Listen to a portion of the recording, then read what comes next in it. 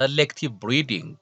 How is knowledge of genetics important in crossbreeding and inbreeding crops and stock animals? Both crossbreeding and inbreeding are aspects of the same process, that is, selective breeding, where organisms are chosen to breed with a specific outcomes in mind. So, selective breeding is the process used by humans to develop organisms with desirable characteristics from two parents that have beneficial traits. Selective breeding can be crossbreeding and inbreeding. Crossbreeding is an established breeding method used in plants and animals that are different breed within the same species to increase the overall productivity through combination of these different traits.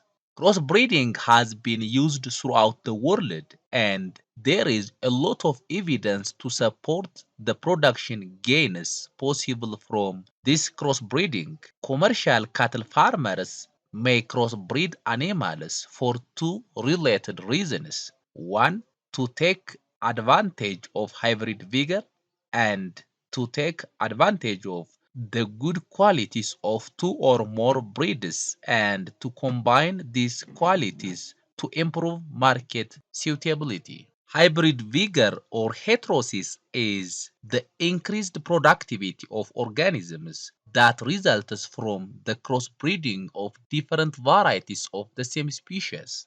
In many cases, the offspring from these crosses are more productive or higher milk yields, more beef per carcass than the average of their parent breeds. The extra performance observed through hybrid vigor is simply the recovery of production losses that occurred through inbreeding in the parental breed. Hybrid vigor is reduced when animals produced by crossbreeding are mated together.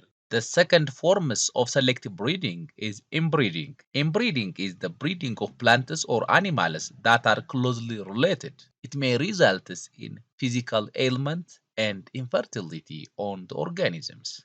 In addition to making use of hybrid vigor, crossbreeding can have advantage of allowing breeds to be chosen for complementary characteristics. For example, cattle produced by crossbreeding dairy and beef breeds can have high milk yields and the ability to produce many calves. However, if mated with large bulls, the offspring of these cattle also grow to large sizes, making them good beef cattle. The same principles can apply in breeding crops. Crossbreeding, natural or plant, has been important in producing many of the high-yielding crop plants we now grow. You can see here different varieties of cattle that can be bred for meat and for milk. For example, Azabu and Belgian Blue are bred for meat and Holstein Friesian bred for milk. There are also different crop plants that can be crossbred for high yields, resistant to pests, insects, weeds, drought, and for long shelf life.